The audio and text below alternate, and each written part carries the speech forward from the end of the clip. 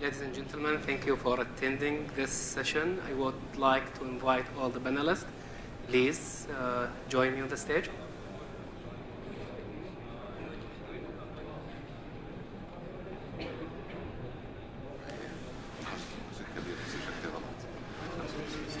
I think it's every month. شكرا.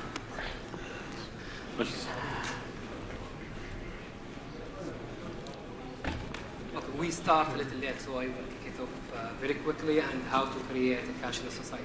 So we start with the alphabet order. So I will start with Ziad. شلون؟ I will start from the end. I'm the moderator. Ziad, why do we need to move to cashless society? Why this is important and part of the vision 2030? Good question.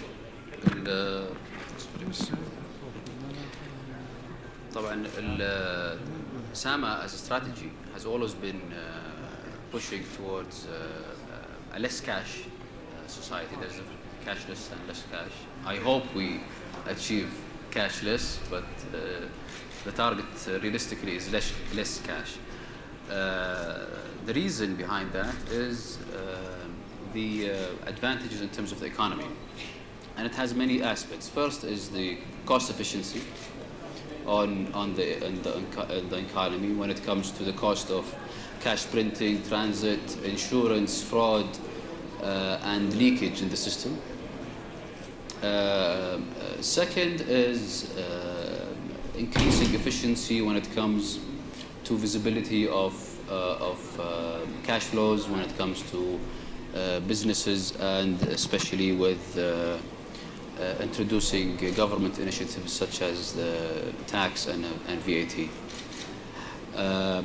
Fortunately enough, today or tonight, one of the pillars of Vision 2030, which is the Financial Sector Development Program, or FSDB, it will be announced today in an event hosted by Their Excellencies, the Minister of Finance, as well as the Governor of SAMA and the Chairman of the CMA, where it will be announced all of the programs under, all of the projects, under the FSDB, and one of those programs, which is an aggressive target to take Saudi to a less cash society. What is the percentage you're talking? I don't want to announce it today, but because it will be announced by the program tonight at 7 p.m. inshallah. But SAMA as a central bank, it has a role in terms of the economy or the microeconomy. So there has been a study conducted, annual study conducted in terms of calculating the cost of cash on the economy. It was, I think, which is also going to be announced tonight. The cost of cash is significant on the economy, whether on the central bank itself or the banking community, or even the businesses. Large businesses that accept cash, they incur a lot of cost in insurance alone, let alone fraud and others. So, in a nutshell, there's a big advantage on the economy and the macroeconomy, on the individuals, and on businesses. We've seen a lot of countries going very aggressively in terms of introducing regulation to actually discourage cash. I don't think SAMA is at a stage where it will introduce such regulation, but I think, and don't quote me, that this will come in the coming years in terms of discouraging the use of cash, because let's not forget the use of cash now in Saudi, unlike other countries, it's completely free for the consumer. Okay, and in this, let me ask Umar, what is the role of the banks? They should pay to support cashless. Today, I think banks, and maybe I just want to add on. Is the voice clear for everyone? Yeah. No? Can you, guys, can you fix the mic, please? So I think I'll just add on the question you've raised to Ziad. 2008, there was a program led by SAMA. It's called the Integrated Payment System Strategy, which I think a lot of what we see today. If you can raise the mic.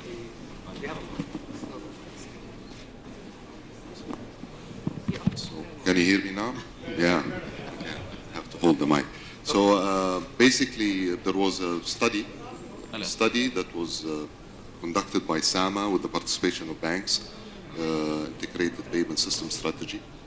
A lot of what we see today, a lot of the progress we realize today has came off this study.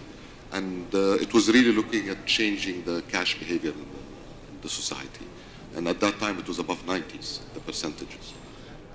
Today, as banks, we do participate because this is our role. We take deposits, we perform payments into these cash transactions. They provide to us an overhead. They create for us operational challenges. And for us, efficiency of avoiding cash is key to us and to our clients. Our participation has happened in participation has happened in multiple ways. Today we work with SAMA into many of the aspects. I think one of the early initiatives was all the banks have participated in the RTGS, and this have created all the electronic payment transformation from checks. Second, as Sadad has evolved in the early stages, and as the Vice Governor have mentioned, we started with 70% of branch transactions were bill payments.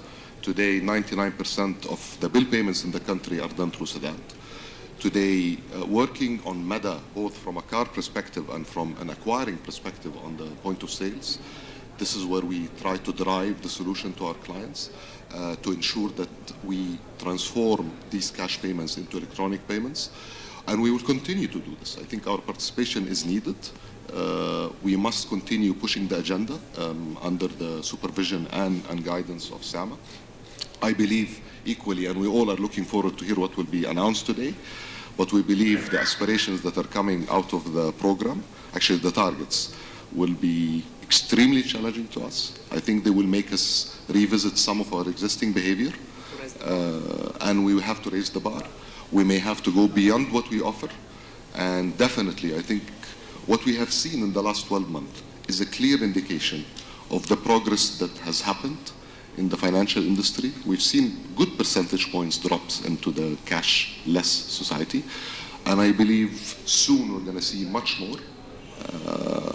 There are a couple of announcements from us and from other technology players to start introducing aggregation models to work on finding fintech solutions.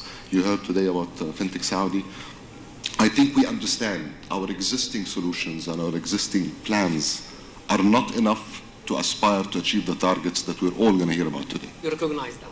Absolutely. I mean, this is, as a country, we recognize that. That's why we're putting the targets. Okay. Thanks. Let me ask Jihad. In 2013, there's a study from MasterCard regarding the cashless readiness global index, where Saudi Arabia, how it was ranking there, and today also. Maybe I'll just use the mic. Okay, so thanks for having me today and for having MasterCard on the panel. In 2013, indeed, there was a cashless readiness study that was done by MasterCard, the advisors team, which is the consulting arm of MasterCard, and they identified, well, actually they looked at 30 markets to understand where they are on the cashless journey and what more can be done to progress at least the laggards. The study broke down the markets in four, let's say, categories. There was the first category, what you call the inception category. So these are markets at the beginning of the journey. You have the more progressed, what they call a transitioning category. So those who are basically aware of where they are and they are moving in the right direction.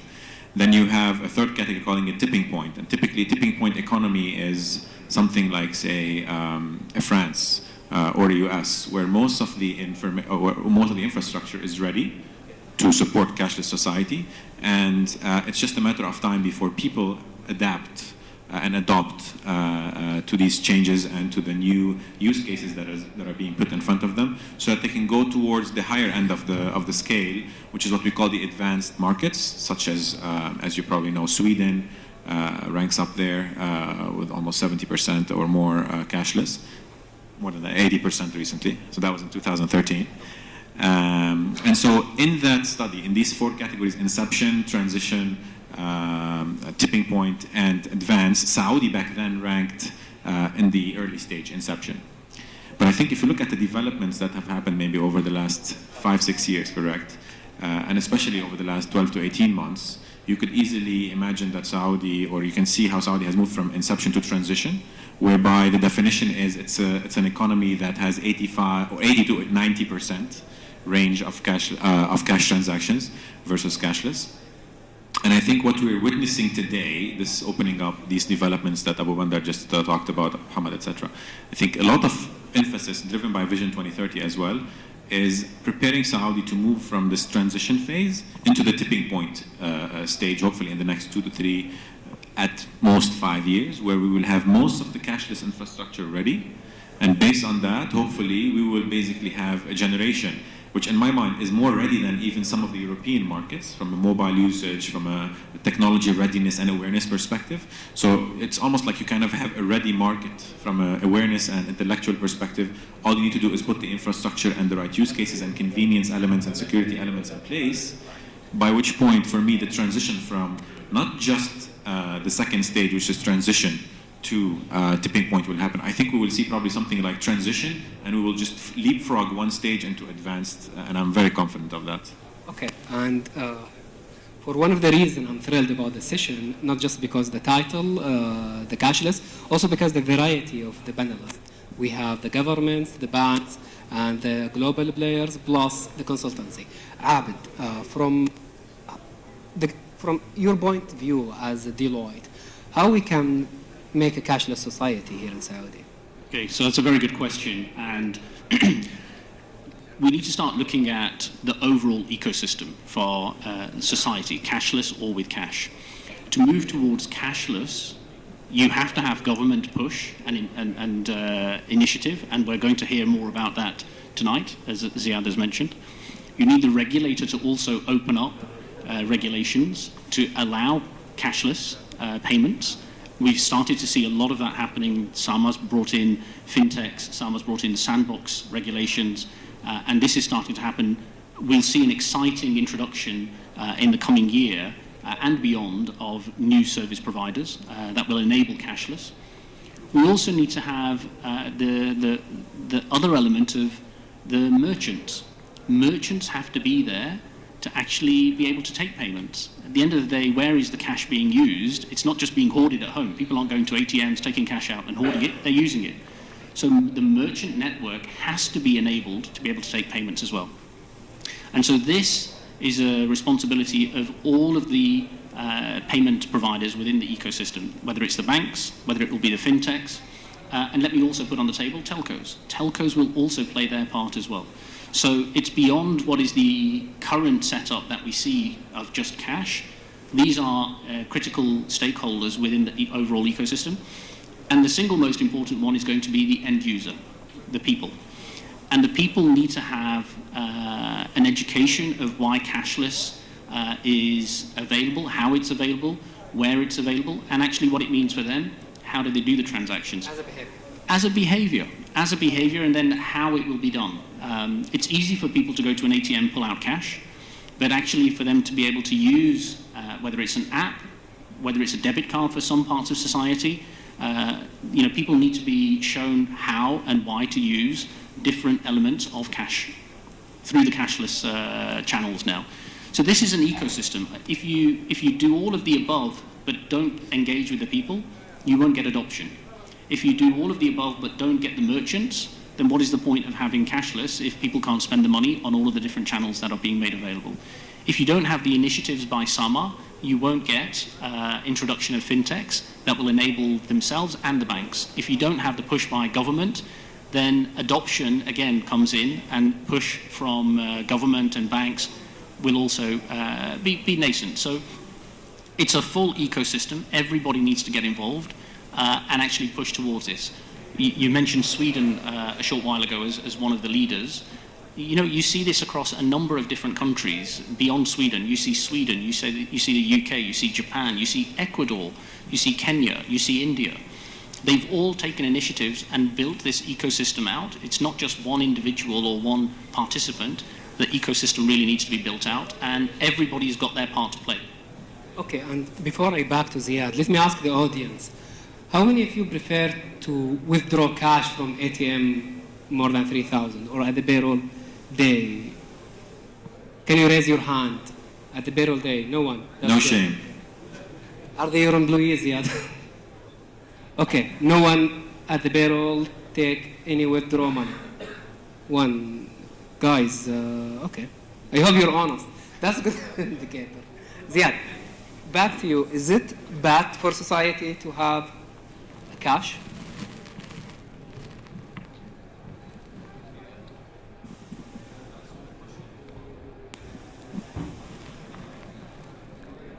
Answer the question from the benefit side in the first question.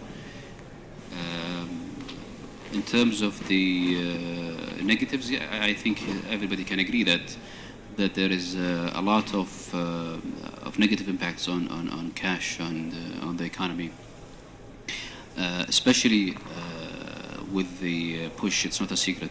With the push towards in terms of VAT collection, for example, and tax purposes and fraud. So, and that is why I think we have this focus on push towards non-cash payments, which is also includes eliminating other methods of payments, by the way, which is paper-based payments. I'm talking about checks. So there's also a big push towards eliminating checks from the economy. A lot of the countries that have successfully done that, there was clear examples of solid national infrastructure payment platforms, specifically an ACH or real-time payments that enables real-time, very cheap method of people 24/7 to transfer money between each other, which is SAMA and the banks are working together to developing, that have pushed aggressively societies in Europe and elsewhere to transform from a cash to less cash society. Okay. I think that's a really important point that you're making. We also, as part of the transition, we should also bear in mind that the transition can't happen and shouldn't happen overnight. There are certain parts of society that will be slow in adopting. And when I say slow, I mean years in adopting, 5 years, 6 years, maybe even 10 years. You talk about Saudi Arabia. I'm talking about just society in general. So even within Saudi Arabia, when we look at Sweden, who's the leader in cashless, there are parts of society that just don't want to use cashless. And so you can't overnight turn off a cash society to go cashless, because this is behavioral, this is mindset, this is cultural, and every country is looking at how the transition and what period of transition it needs to take. In Saudi, we've mentioned very young population, smartphone penetration is high, and so we expect adoption to happen quicker, but there'll still be segments of society that will want to use cash, and maybe over time they will become accustomed to seeing transactions happening with family and friends and start the transition for themselves, but it's not going to happen overnight. I think another part that's really important to stress is the ecosystem also will bring in other elements from a risk point of view and risk management point of view.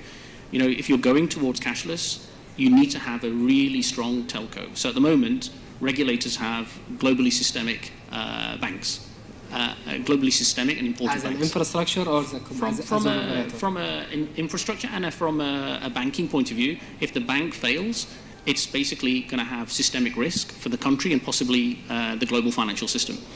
The same will have to be said around infrastructure from a telco point of view, because if your telco fails, how are you going to make cashless payments? So this is something that really needs to be thought through, and that infrastructure needs to be built up, safeguarded, and be ready for any shock to the system. You also need to think about power shortages. So is the grid in Saudi Arabia strong enough to take the surge, and there will be a surge, for electricity consumption? You can't take risks. I mean, the US is one of the most advanced countries in the world. They still have electricity shortages and cutouts in Los Angeles, in New York. It causes chaos. So Saudi Arabia is embarking on that cashless society journey, has been over the last few years, but it's going to accelerate now. So these are some of the things that also need to be thought through from a ecosystem point of view to make sure once you start, there are no risks, or the risks are managed and minimized, because failure will see people revert back to wanting cash. We'll hear tonight what they will announce, and Umar is somehow disagree with you, or you have something to say. No, I was trying, I think we started in the first question to talk about the cost implication on the economy. So what contribution this will bring to the GDP, and I think the numbers will be announced today. We talked about the risks, be it related to tracing cash versus tracing electronic payments. I think you talked about some of the challenges if we would move to a cashless society. But I think there is an element which is efficiency for the businesses. Today, dealing with cash on a merchant level, that's cost of funding for me. This is my collections staying still. This is inability to rotate my cash into my business quicker. I believe today this maturity is coming as part of the next generation of business models that are looking at agility to perform sales, agility to perform services, and ability to pay and collect faster. We see this into the massive apps that have came out of the entrepreneurs at different segments, and these people are looking for guaranteed quick collections, and customers are therefore participating in this more. So I believe there is this maturity that is happening as well at a merchant level, beyond the physical point of sale, beyond the dealing with cash. And we're beginning to see e-commerce now rising and being a serious part of our economy. And I think Mada announcement for enabling it on e-com. I believe this is responding not to create a feature, but responding to immediate need in the market by the businesses, because they believe not only point of sales and cash, it is more about e-commerce and so on and so forth. So I believe it's an angle that there is a readiness in the business side to start moving from out of cash. Okay, in Al-Ahli, did you, before I go, yeah, in Al-Ahli, did you change your strategy in that to adapt, or you have any new initiatives? No, I think without getting into specific Al-Ahli strategy, I believe in a way, NCB, one of its strategic pillars is to become the best in digital banking. So that have made us take a step back and look at all the physical transactions, cash is one of them, versus the digital transactions. And I think we've made a clear headway into digitizing the bank, moving the services and products to the customer through our digital offering, and we'll continue to do this. And this is a journey, we'll never stop, and our customers are evolving faster than us. So we have to keep up with them, and we have to find ways how can we meet their expectations, improve their customer experience. It's absolutely one of our top pillars. Okay. Part of this is cash. And for us, we understand that we had to use all of these initiatives and drive fast on Mada, on Sadad, on e-commerce, full throttle, because our customers are needing this. It is serving our digital strategy. But as well, we believe banks cannot do it alone. There is now evolution of technology providers who would love to have a financial play, as they would call fintechs. And I think they need us and we need them. Definitely we look for the models that have managed to provide a track record of customer acquisition, and we believe we can partner with them. So that's the next play for banks. At least for us, we see it, we evaluate it seriously, and I believe it will serve our purpose, it will serve our clients, and it will serve the economy. I just wanted to, there's a lot of ideas that have been shared that are all in the right direction. Just to give a global perspective, there's a fundamental, let's say, framework to think about why cash is bad for society. Right? There are three elements that you want to think about. The first is efficiency, as Muhammad said. The second is about transparency, also we touched upon. And it's about cost control, which also we touched upon. And if you look at those three elements that are all negatives for a society, they equally impact government, merchants and businesses, and consumers alike. Okay. right? I mean, I think you all can imagine how efficiency can be bad from from either a consumer perspective. It's inefficient to carry cash all the time. You can lose cash. You can etc.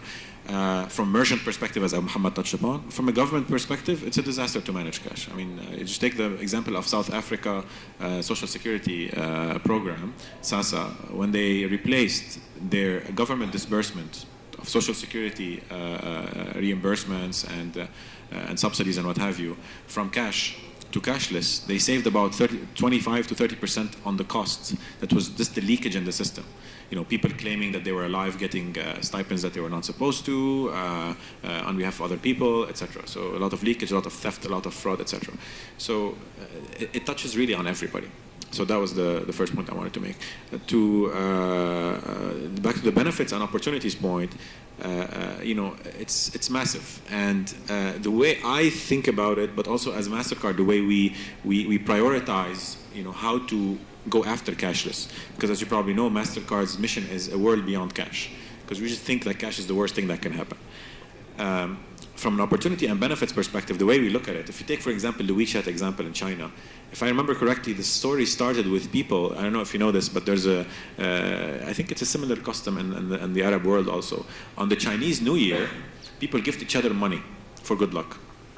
So I think the way WeChat, so the way WeChat started is people actually transferring money on the messenger as a gift for New Year's Eve, right? As a positive wish or whatever. And I think that took off when people started realizing, wait, I can do P2P, so that means I can use it to buy stuff from you at the grocery store, at the bakala around the corner, etc. And I think when these small use cases latched on, and people realize that they don't want to carry cash anymore, and it's so convenient, right? This is the element of convenience. When you kill an inefficient, annoying process, slow, etc., and you replace it with something super fun and convenient, and you can send money with a smiley or whatever. This social messaging payments space. That's where you create these massive shifts. And these disruptive technologies will be the first to create these massive shifts in adoption and behaviors. And then this is how you can really start pushing economies from one stage to the next. And let me ask Ziad, this year in Europe, they start applying the BSD, Payment Service Directive, BSD2. Do you see it applicable here in Saudi? There is two schools of thoughts. If you see in Europe, it came by law, by regulation, and Europeans they love regulation. So by law, it started actually by PSD1. That was failure. Yeah, that was like it was a setting stone for PSD2. That was like 5 years ago. In other countries, there is no regulation, but banks willingly accepted the benefits of collaborating with fintechs and other players, so they are starting to open up their APIs, and we see this in places like the US. In Saudi, I don't think in the foreseeable like a year or two that a certain regulation regarding similar to open banking or PSD2 will happen. However, there is a big push towards encouraging banks to start a collaboration, start a discussion.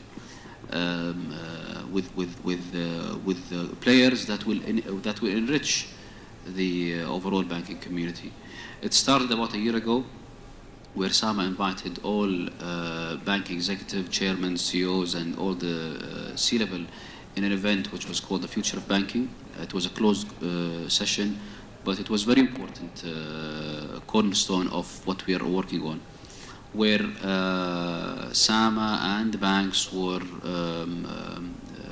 presented by world-renowned experts and SMEs in the future of banking. And it was like a shock, to be honest, back then, to SAMA and banks, that the future of banking, the next 10 years of the banking community is not like the past 10 years. We saw banks reacting to that by having aggressive strategies towards digital, like Abu Muhammad mentioned, and as well embracing this change.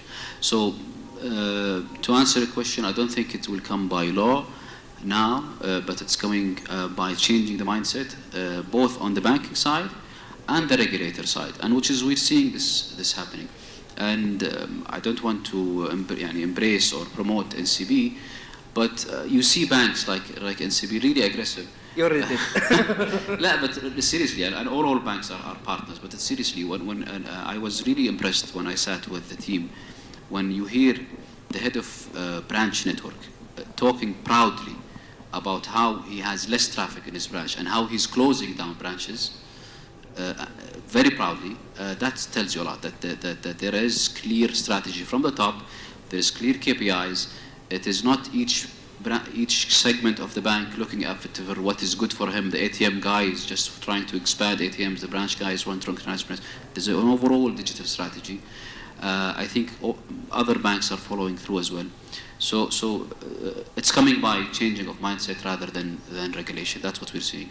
Okay, Abid, do you want to comment? Yeah, just adding to that really, although PSD2 isn't being introduced, just as Ziad said, the big change for the banks across Europe was changing their infrastructure and their application architecture across the banks, their technology architecture, to allow fintechs to be able to plug in and use the data that they have. Now, that's not something that the banks aren't thinking of doing here. They're already doing it.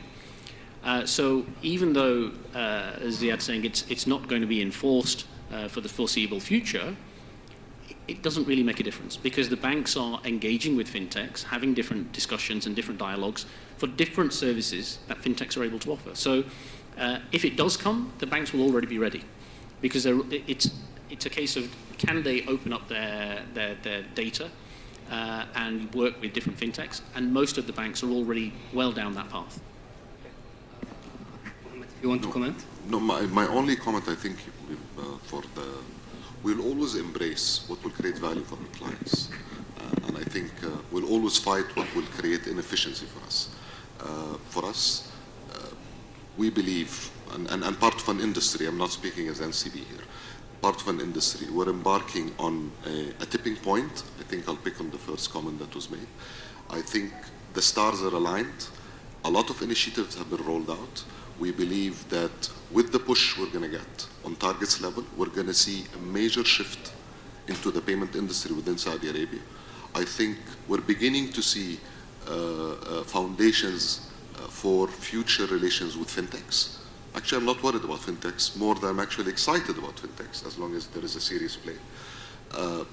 I think my biggest worry is actually not fintechs, it's big techs, because big techs, and this is what the Apples, the Googles, and this is where the risk we will see at a global level beyond the regulator, beyond the banks, beyond the fintechs. So I think for us, working together is a must, because the big techs have a global access and they will go beyond the boundaries and the regulations that we'll be able to compete against them. So I think it's going to be an exciting decade for us. That's the thing ahead. Okay. And for MasterCard, Jihad, is there any initiatives, or do you see any challenges or any barriers or any even good example we can deploy here?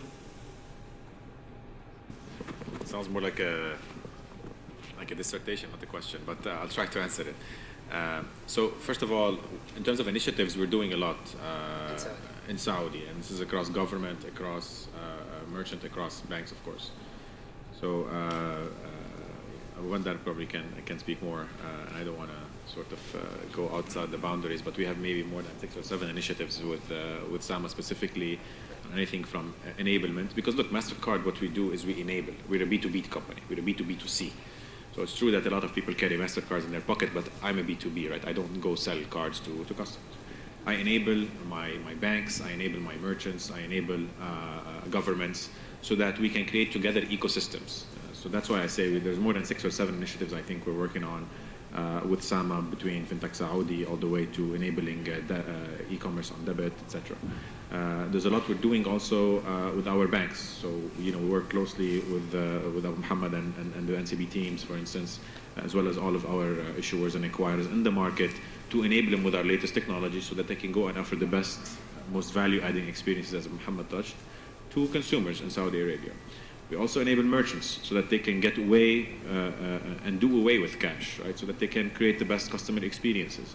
So to take an example from next door, we created an entire ecosystem for Dubai Opera, for instance, and we are talking now with the General Cultural Authority to kind of replicate that with the Jeddah Opera, etc. So we work with a lot of the authorities, public and private sector partners to help them enable smart city plays, as well as various, target various cash pools that we know hurt every society that is trying to transition, such as transport, such as healthcare or education, etc. And Ziad, another question regarding the role of the fintech, how they can play it. Omar mentioned collaboration area, and from your perspective, what do you think the role they can play for the cashless? Actually, I think we think it's a big role, and that's why it was embraced by SAM as a central bank. There are certain segments in society that require specialized, tailored solutions, which we believe that maybe banks will not be interested in. These are very specialized solutions. I'll give you an example: schools, payment solution for schools, for example, or others. So this is where specialized companies that will grow within, and that's our target, is to grow within Saudi such solutions to serve that segment. The potential is so big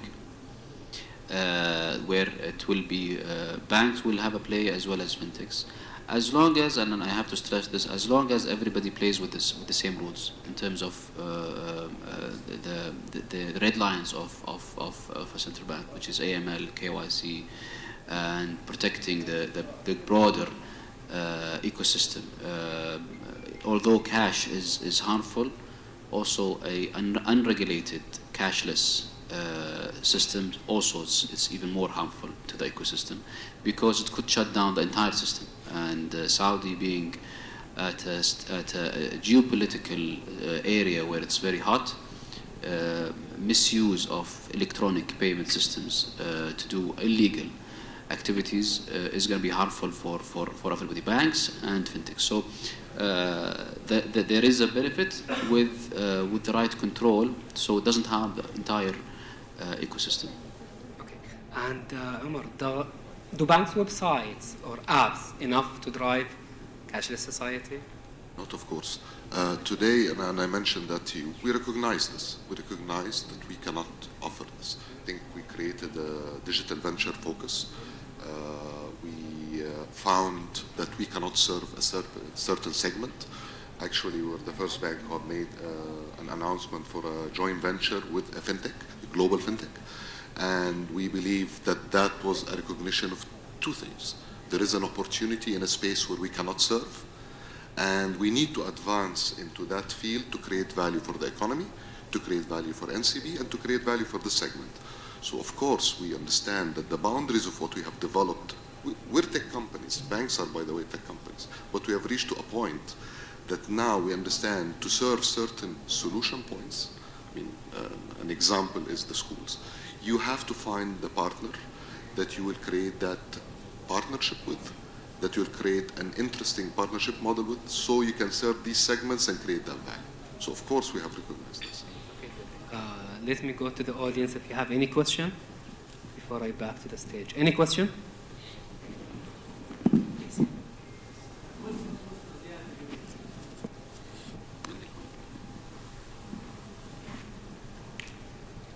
Assalamu alaikum. Abdullah Saib from Unigulf. A question to Mr. Ziad Al Youssef. Do you see digital KYC coming in Saudi Arabia in the near future? Good question. Actually, in terms of digital KYC usage in the banking to enable, because maybe it's a very good point to mention that driving towards cashless will only be enabled through driving toward digital KYC and easing the access to the entire system through such services. So SAM actually is working with a couple of banks now to enable digital account opening, so somebody can open an account from his mobile completely as a trial, and it will be rolled out to all the banks when the trial finishes soon, inshallah. So it's a very important element towards driving to cashless. And what about fintechs? Can they adopt digital KYC as well? Part of the challenge, I don't think SAMA, I'm not talking about, again, on behalf of the regulator, I don't think there's a mania towards that, but the challenge is how to access the infrastructure. Because part of the challenge in Saudi, you don't have a digital identity in terms of me as a citizen. There is a fingerprint, there is a Abshir, but there's no such thing as a digital KYC or a utility or that, by the way, that's another project that SAM is trying to launch, which is establishing a banking digital KYC utility platform. So to answer your question, if a fintech will have the same process of using a digital KYC through the existing infrastructure from MOI or others, I don't think there's a big issue. Actually, some of the fintechs now that are experimenting or talking to SAMA are planning on using such services from obviously MOI or NIC. Let me twist his question a little bit, if I allow. Just a minute, okay. Like, as a fintech, can he start this business, or SAMA will compete with him, like some of the minister did with the SMEs? Like, SAMA will launch this service, so it will be useless for لا هو الأخ عبد الله كان يسأل عن using a digital KYC. ما أظن إنه في مجال إنه fintech to do a digital KYC platform. This is a and then the government play. Okay. Yeah. Another question?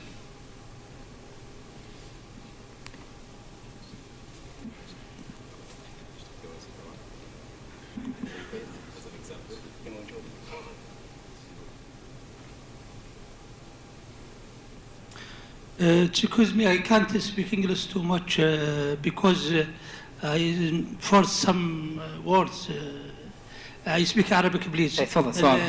أستاذ محمد حج العنزي، محامي سعودي وعضو الرابطة العربية للثقافة والفكر والأدب في دبي ومعد برامج ثقافية ودينية بتلفزيون دولة الكويت.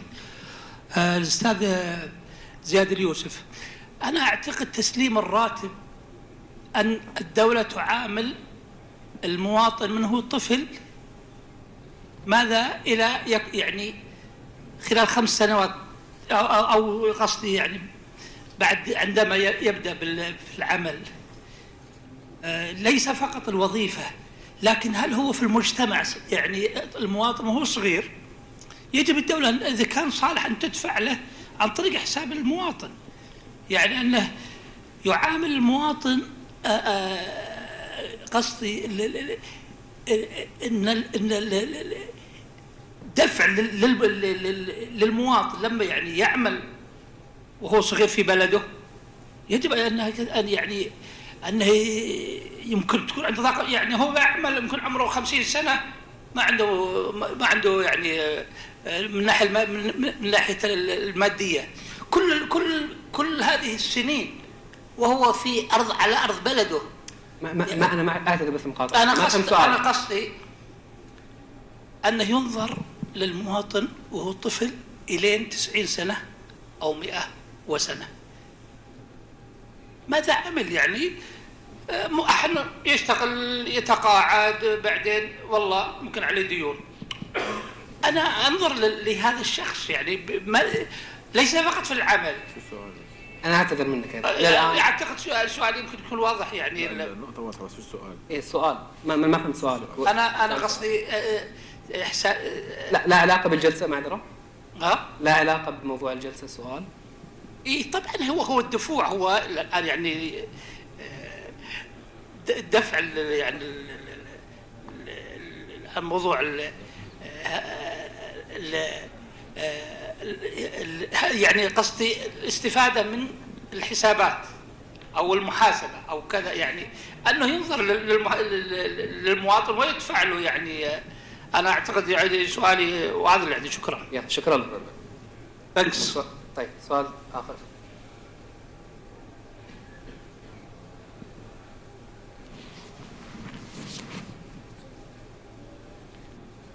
Thank you. Ryan Al-Daini from Abdul Latif Jamil. as you gentlemen mentioned, there is many parts to the ecosystem, stakeholders to move towards the cashless society. And I believe the merchants, at the merchants level, it's really important that they accept cashless transactions. And that's already happening at retailers such as Bakalas, for instance, as low as Bakalas. But at the same time, for e-commerce applications, most of them at the moment, they are not handling transactions on the apps itself, due to the difficulties of sustaining cashless transactions by cards through the applications. That needs to have a payment gateway such as PayTabs, mp4 to accept those transactions. And the commission rates of such facilitators or aggregators of payments through applications is quite high for especially startups. It goes up to 2.13% per transactions. Whose role is there? Whose role is it to help the startups, for example, to sustain these transactions? Guys, we want to answer. If I can comment? Yes. Yeah. So let me just comment on that, and then I'll hand over to other members of the panel. If we look at other markets where cashless has been driven and moved forward, at the beginning, there needs to be a level playing field. So merchants are not disadvantaged by taking cashless payments. That will drive adoption, both by merchants, and if merchants adopt, then by consumers as well. So that has to be there at the outset. Once you get to a certain stage of adoption and maturity, then open market dynamics kick in. And really then it's an open market and everybody needs to be competitive in the products and services that they're offering, because you'll have more than one payment gateway, more than one payment hub in the marketplace itself. Okay. And I'll give you a couple of angles on this. One, there is no cost for dealing with cash for a merchant. No cost. Today, that's the perceived, there is zero cost. The overhead is into the deposit taker cost, into the financial system to deal with your cash. So you compare whatever percentage you see versus the cash. I think this is going to change in the future.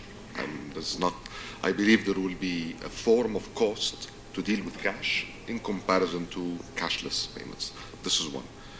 Second, what you refer to is probably at the credit card level, and I think this is maybe at an entry level, for an entry level merchant, they will see these rates.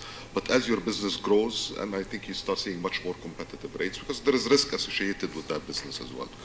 But the most important, I think, and what we all heard about, and we're all excited about, is this 28.5 million cards who are MADA branded will be all e-com enabled, and the pricing for these are much lower as for you as a merchant or any merchant than the credit card.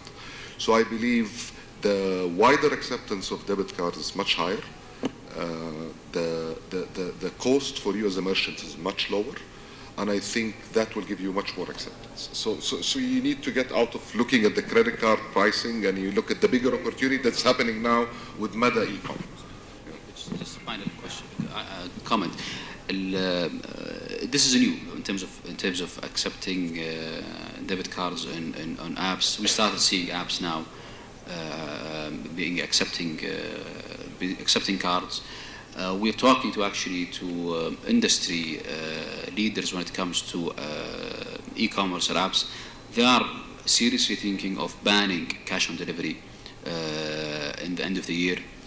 In terms of the rates, as Abu Muhammad mentioned, we believe that the competition between banks will drive, banks and as well payment gateways will drive down the interchange. We've seen that on the physical world, where the new pricing scheme of MADA was introduced in 2015. All the banks were offering the ceiling back then, and then the competition has dropped the average commission that merchants are charged to much lower than what was in 2015. So by competition, it will go down, I think. This is, by the way, a very typical concern or point that gets raised by especially the SME segments on payments when new forms of payment acceptance are being introduced in the market. And I think there's a few, it's about adjusting your perspective. Well, it's not just looking at it from a different perspective, really, but it's actually increasing awareness. Let me tell you what I mean. Today, first of all, when you start accepting cards, you are not cannibalizing accepting cash 100%. That means, think about all the consumers who wanted to walk into your store but did not have the enough cash in pocket to buy whatever. And if you're an SME in any business, and even if you have kiosks or whatever, you would have encountered a situation where somebody walks into your store and says, do you accept cards? And you say no, and that consumer walks out, very simply. So first of all, you're actually increasing sales. So that's the first thing you have to think about, the incremental revenue from accepting cards. Number two, you have to think about, and this is Abu Muhammad touched on it a little bit, what you perceive as, oh, this cost me 2.5%, 3% versus nothing on cash. It's not true, because your cost of cash is built into your business, but you don't see it. It's hidden in other places. It's hidden with the Aramex when you pay them 5 riyal for the cash on delivery transaction. It's hidden with your treasurer or financial controller who has to hire a bunch of people to handle cash and move cash around and wait for the bank to come so that you can... Percentage Of what? of the handling cash, roughly, for the small. Cash versus cashless, yeah. In Saudi, the average is about, 85 or 80%? It's very hard, and it changes. I'll tell you why, by scale. So we went to Walmart, and we took away all of their cash, and we replaced all their payments with cashless payments. That's for big giant. But for Exactly. a startup like But see, again, for a startup, the first benefit to me is not on the cost side, it's on the revenue side. It's going after consumers who otherwise would not have transacted with you because they don't carry cash.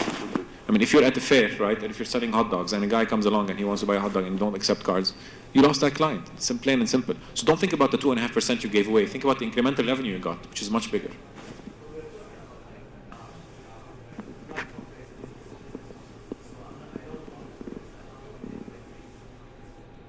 A trader, a platform.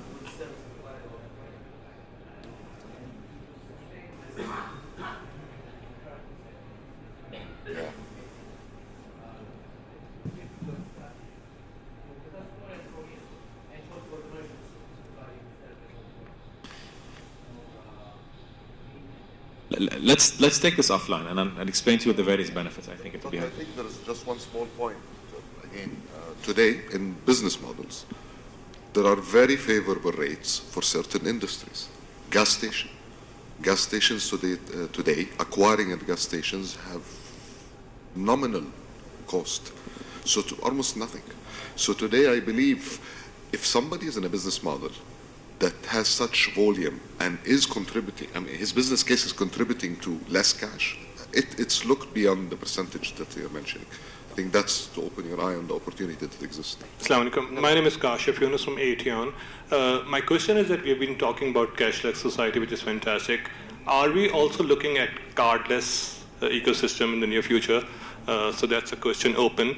Also, the other supplementary question to that would be that it's the same topic, that is there a possibility of having digital wallets where I could have multiple digital cards in the same wallet and I can use it using a mobile application? Because I think that's probably really the digital society that we would like to evolve eventually to. Seems I was elected. So let me answer the first question. If you look at ecosystems around the world that have evolved, where you've moved towards cashless, two sizable ecosystems are India and Pakistan, where you've seen Jazz Cash come in, you've seen Paytm come in, and they've gone from cash societies to a massive transition where Paytm has 100 million plus customers, Jazz Cash has 50 million plus customers. There's no card. It's gone straight to mobile. So the transition can happen, and it can happen quickly, but it can only happen if the merchant network is there. So I think it comes back to the ecosystem question. How quickly will the ecosystem develop and evolve in Saudi Arabia for that transition to happen, and then adoption from end users as well. If merchants are there, notwithstanding the issue around the margins that they will lose or gain, I think the society will actually move over because it'll be easier. You know, the end game is you have one item that you take with you when you leave the home. And is that item your car keys? Is that item your debit credit card, or is that item going to be your phone? And the end game is everyone is looking to one item being the phone. So as you look towards that, yes, cards have to play their part, because evolution is you will go from cash to card and onto mobile. Now, for some people, they will skip card and go straight to mobile. But cash usage in society is dropping, and I'm talking globally now. Cash usage is dropping. Card issuance and usage is increasing. But at the same time, mobile payments, digital wallets, is increasing faster. So at some point, the transition from cash to card will actually stop, and it will go straight to, in some societies, it will go straight to mobile. So I think the end game, we don't know how quickly that will happen, but the end game will be cardless as well. But that could be a number of years indeed. Okay, sorry, because we're running out of time. We'll take another question. Salman Amjad from Al Raji Bank. We know that we are part of this overall enablement and building this infrastructure, and we are a key stakeholder. But I think one important aspect of this equation is the society itself, the people, the consumers. We have been taught, and we believe that cash is still the king, right? So how we are working in terms of setting up the mindset whereby people start believing in that there is a disadvantage of keeping the cash and there is an incentive of not having the cash. So how we are working towards that, because in the end, having all the infrastructure enablement would not work out successfully unless the people start believing in not having cash. It's a very sensitive issue, Salman. It's in terms of shifting society's mindset. We believe in Saudi, given the demographics, given the young society, given the adoption of technology, people are actually hungry for that. However, as I mentioned earlier, some countries, they were pushed by law and regulation to disincentivize cash. Saudi is not ready to do that yet, as a society or as a country, for many reasons. First of all, the network is not there, the reach is not there. There are certain, even though Saudi Arabia has a very high percentage of financial inclusion, which is about 77%, but you still have some people who don't have bank accounts. However, we believe that people will really adopt solutions if there are solutions that are fitting their needs. An example is His Excellency the Vice Governor mentioned the growth in electronic payment in the last 3 months only is astonishing. We are still trying to analyze why, to be honest. But our gut feeling is one of the major impacts is VAT. Because the introduction of VAT and the halalas, people don't want to use coins. Their society is not used to using coins. So people actually jumped into using electronic method of payments as a convenience. And we think that shift will continue. Okay, thanks. And for any further question, you can take it on site with the panelists after the panel. And please, ladies and gentlemen, join me to thank all the panelists for all the information they have today. Thanks a lot. Shukran.